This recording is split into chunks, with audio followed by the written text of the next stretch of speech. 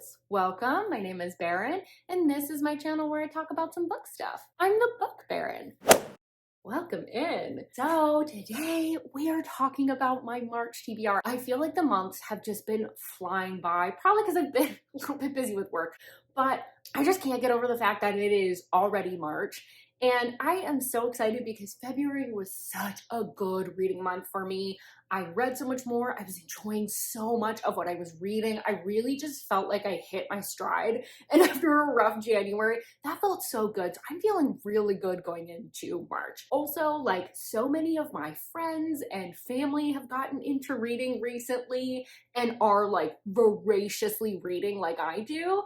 And they're texting me about all the books that they're reading. And it's making me so excited about everything to do with books, reading, like everything. I'm thriving right now. And it couldn't be better timing because my birthday is coming up in March. So I'm very excited. Without further ado, let's talk about the books that I am hoping to read in March. And I actually feel really good about this TBR. Like I put this together and I was like, yes, this is a good TBR. So I have a lot more confidence than I have in the past couple of months that I'll actually get to these. I do have my reads grouped into different categories. I don't know why, I just did. So we're gonna roll with it. So first up, I have some books that will be appearing on the reading vlog, which is actually going to be my next release. Now, normally I post on Fridays. So just a heads up, if you don't see a video from me on Friday, it's coming, I believe on the 10th, so the Sunday. It's just a couple days late. You'll understand why when it happens. Bitch, what are you talking about? But the first book that I'm going to be reading is Snared, and this is by Tiffany Roberts. This is the first in the Spider's Mate series, and from my understanding, this does follow the same couple throughout. It is on KU. It's like a sci-fi aliens kind of a romance. It's a little bit more on the paranormal side. So Catan, our spider boy, he doesn't want a mate. Despite all this, fate doesn't really care. And when a queen that he really hates declares that she has some intentions to pursue him, he's like, no, and disappears into the jungle. It's there that he ends up running into a human named Ivy Foster. And he knows that despite her clearly not being the same type of being, for some reason, this is his mate. And he's like, oh, yoink, this is mine. So girlfriend's not going to be able to leave. I want to read this because it's been recommended to me at least a couple times now. I remember one of you all was reading this when we did sprints one time. I saw the cover and I was like, that's juicy, and then promptly forgot about it. So I'm finally getting to it. Definitely have been craving some more paranormal, some more fantasy lately. So I think this is really gonna hit the mark. I'm really excited to get to this one. I need something to vary up my really dark romances lately. And for some reason, paranormal fantasy just sounds so good. Next up, also for this vlog, For the Fans by Nyla K. So this is a standalone that's on KU, and it's a step-sibling, enemies to lovers, sports romance, kind of. Basically, we have Kieran. He's the golden boy, he's rich, he's popular, he's on the football team. He's a little bit broody and he's a little uptight, and that just doesn't really jive with his stepbrother, Avi, who's artistic, a hippie, likes to smoke weed. He's a little bit more of a chill guy. They're basically just trying to stay out of each other's hair until they graduate and can get off to college. But when Kieran runs into a bit of financial trouble, Avi has an answer for him. I'm pretty sure it involves some cam work. So why I want to read this? So Nyla K is kind of like the queen of and taboo romances, and this is one of my priority reads for this year. Partially because I kept seeing it everywhere on people's Wrapped. Like, it was never one that I see recommended a ton on YouTube or on Instagram, but it seems to be one of those that you bring up and everybody loves it. I have good feelings about it. I love a step-sibling romance. That's one of those taboo types that I really enjoy, because there's usually a lot of forced proximity with that. Nikki from Nikki and Bookland highly recommended it and was really excited to see it on my priority read. So I feel like there's a lot pushing me towards reading this book, and now I have the perfect excuse to read it because it will be in that vlog, because this one is thick and I'm a little bit intimidated, but I think this is going to be my introduction to Nyla K to see if I like her work or not, because she's got a lot. She's got a lot and a lot of thick books. Next up, I have a couple sapphic romances because I have been craving sapphic romances like nobody's business lately. First, I want to read These Thin Lines by Melina McKay. So this is the same author that wrote The Headmistress, which I read last month. Read that, loved it. I'm diving into her backlist. This is on KU, it's a standalone, and it's a contemporary that's workplace, sort of. And I believe this one also has an age gap. This is basically going to be like sort of a Cinderella reimagining from my understanding, but it's taking place in modern day Paris. We have Kiara and she's a boss lady, you know, she's very put together in her like haute couture and her expensive lifestyle, but she's lacking a little bit of inspiration. She's just kind of feeling a little bit set apart because of her meticulous and designer lifestyle. She ends up literally running into V, who loses a shoe a la Cinderella, and this sends their lives on an absolute collision course. So my understanding is that they're in the same workplace. The workplace is pretty toxic, and I think it's run by Kiara's husband as well. So we're gonna have a lot of tension with that. I wanna read this.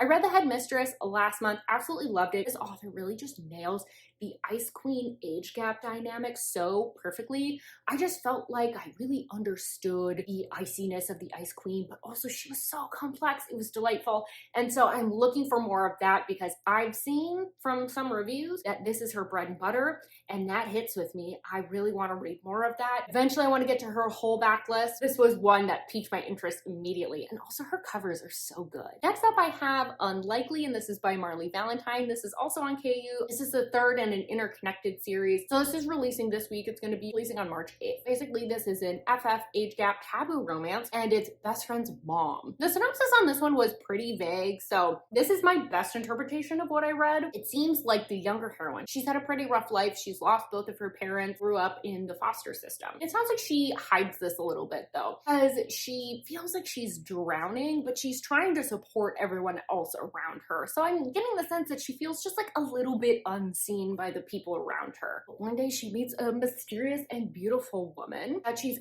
absolutely enraptured by. The second time she meets this woman is introduced as her best friend's mother. And despite them coming from completely different worlds, something about these two, they're just drawn to each other. And the younger heroine really just wants the older heroine to help her kind of heal and put the pieces back together in her life. Why I want to read this one? One, I've wanted to read Marley Valentine for a hot second here. This seems like a good place to start, especially with it being a new release. I wanted to just like dive in. This is just kind of fitting the bill of what I've been craving from romance lately. It's a little bit taboo, it's sapphic, got a little bit of an age gap. That was just kind of hitting all the marks of what I'm really looking for right now. And we know I love a melancholy heroine, and the younger heroine, she's giving melancholy. Definitely want to read that one. Moving on to a reread. I always do a reread around my birthday. It's like a little treat to myself. Normally, I read one of Elizabeth O'Rourke's books from the Devil series. Usually they're book 1 or 2, and sometimes both. But my library just got the audiobook in for The Wall of Winnipeg by Mariana Zapata, and I've been meaning to reread this for some time. So I was like, this is the perfect opportunity to re-experience this in a slightly different format. And I've been on a little bit of a Mariana Zapata kick. It kind of all just made sense for me. This is a contemporary sports romance, definitely a chunky, and it's grumpy sunshine as always, and definitely slow burn. We have Vanessa, and she's been the assistant to Aiden, who is this very well-known NFL player who is very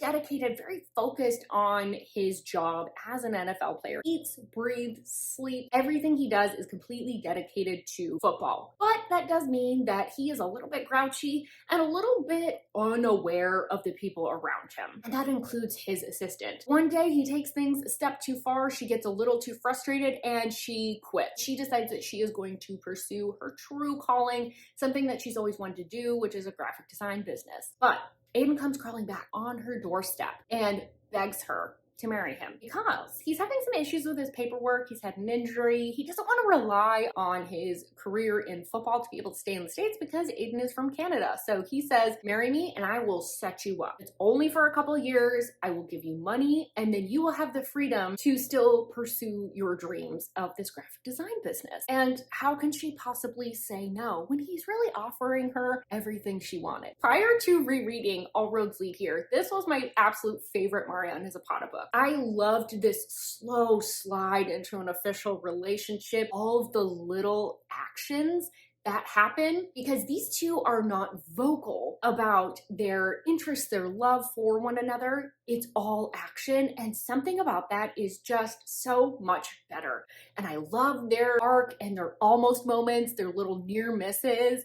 I'm ready to reread it, and with the audiobook being out now, I I need it. I need it. I was absolutely kicking my feet up while I was reading All Roads Lead Here, and I have a feeling something similar is going to be happening with this, so I'm so excited to get to that one. Next two are what I'm calling my sad girl vibes. We know I love a little sadness, a little melancholy. So first up we have Fabric of Our Souls, and this is by K.M. Moranova. I hope I said that correctly. And this is a dark romance. It's got like mental health themes, and I think this has a thriller or suspense line as well. Basically, we have our heroine, and she has made an attempt to take her life. Obviously, it is unsuccessful. She wakes up in the hospital to her brother crying and a roommate that's got a real harsh gaze. This is a turning point for her because her brother ends up enrolling her in a program or a rehabilitation facility that has a very unique premise or unorthodox methods for helping their patients. And she once again finds herself with the very same roommate that she met in the hospital with the creeper eyes. It seems like maybe they're paired up for a reason because she wants to stop feeling and all he wants is to feel. Nikki from Nikki in Bookland mentioned this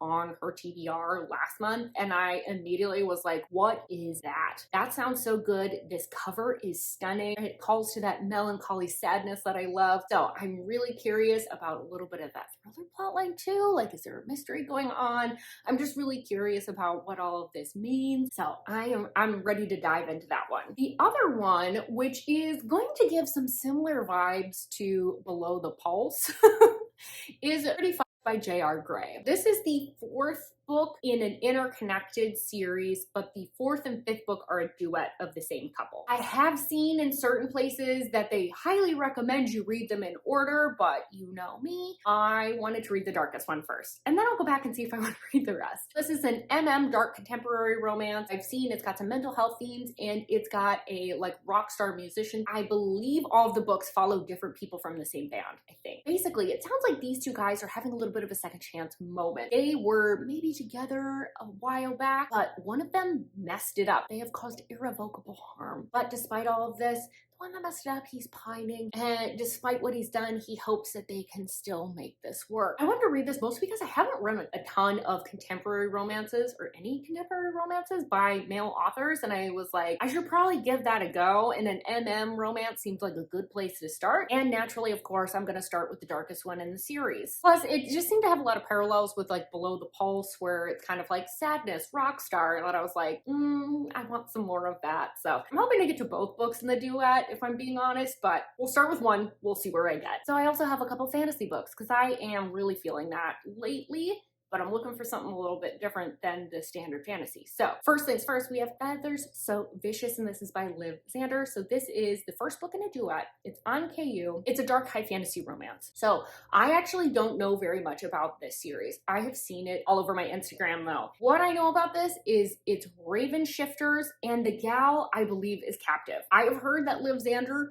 is dark. She brings the darkness, which is what I've been looking for. I need something that goes there a little bit more than some of the books that I've read recently. I also bought myself a copy of this because I really wanted to make sure that I read it. And this is from Amazon. It's like just a regular paperback. And somehow the author figured out how to do like faux sprayed edges, which I just thought was so cool. So I immediately ordered the second book. So anyways, I do plan to read that. The other book that I plan to read, because my friends in real life have bullied me into it. Oh, we got Kevin. Well, goodness. Kevin has come to join us for a bit. So I will also be reading the first book in the Crescent City series by Sarah J. Maas. It's the House of Earth and Blood. I never remember the nouns that are in these things. The House of something and something, or all of them. So two of my friends in real life have fully bullied me into reading these books. One of my good friends, he said that he read all three books in the span of a week and became a husk of a human being. He was so engrossed in these. So I can attest that these books are very addicting because somehow I didn't even try to read that much. And somehow I'm 300 pages in already out of an 800 page book. Like I just casually picked this up and read this. So I don't know how I did that, but anyways, I'll be for sure reading that bad boy. Also, I have one more book, but I don't know what it's gonna be because we haven't picked it yet. So as you may or may not know, I have Tainted Love Book Club that I host with Nikki from Nikki and Bookland and Cynthia from Kindle After Dark. At the time that I filmed this, we haven't picked our next book, and I don't know the dates for the live show or where it'll be or anything like that. So I will pin a comment to let you know all the details. Also post something on my community tab, and I will post something over on Instagram. So hopefully you'll be able to find the information in one of those places so that you can get all the details and hopefully join us for our next live show. Those are all the books that I am really hoping to get to in March. I would love to hear, what are your priority reads for this month? What are you really hoping to get to? Was there anything from last month that you highly recommend that everyone should be reading? Also, let me know what your current read is. What are you reading actively currently right now? Because we're already in March, because I got to filming this a little bit late. Whoopsies. Also, if you've read any of the books that I've mentioned, let me know your thoughts below. The good, the bad, the mediocre. I'd love to hear all of it. Thank you so much for being here. Don't forget to like this video if you liked it. Subscribe if you want more content from me. And I really hope that I see you on my next video. Bye-bye.